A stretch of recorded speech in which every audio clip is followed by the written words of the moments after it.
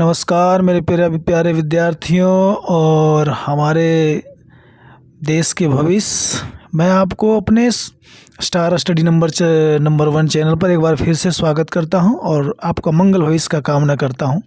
आज मैं आप सबों को अंग्रेज़ों और मराठों के बीच में जो संधियां हुई थी उस संधियां के बारे में बताने जा रहा हूं, जो इम्पोर्टेंट संधियां हैं और ये हमेशा एग्ज़ाम में पूछते आया है और आने वाले एग्ज़ाम में भी पूछने की चांसेस 90% है। तो इसलिए इसको भी पूर्णतः रूप से रट जाइए और आपको एग्ज़ाम में कन्फर्म है कि आएगा ही। एक न एक क्वेश्चन हमेशा आता है।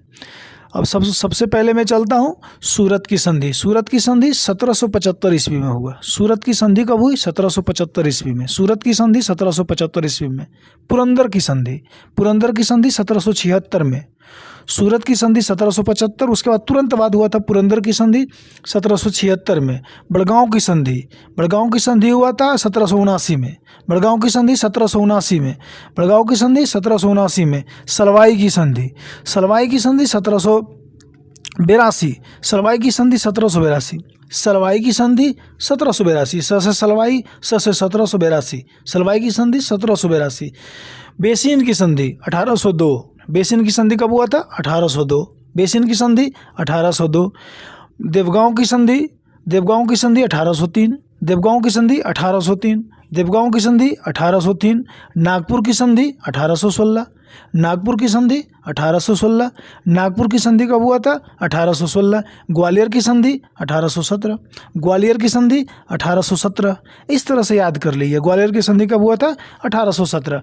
पूना की संधि 1817 में हुआ था। ग्वालियर और पूना की संधि दोनों 1817 में हुआ था।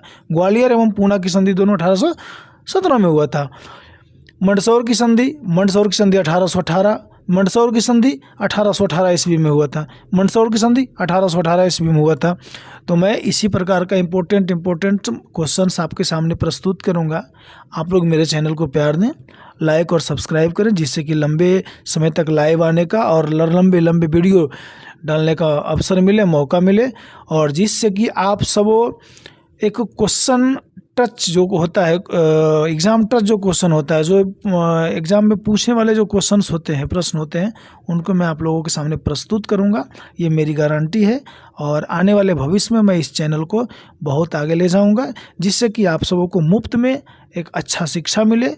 और ख़ास करके जो फ़ी देने में असमर्थ स्टूडेंट होते हैं और जो स्टूडेंट पढ़ना चाहते हैं लेकिन पढ़ नहीं पाते हैं, वैसे स्टूडेंट्स के लिए एकदम बहुत अच्छा अपॉर्चुनिटी है। मैं राहुल कुमार, मैं हमेशा आप सबों को एक आदर्श विद्यार्थी बनाने का लक्ष्य रखा है। ये लक्ष्य को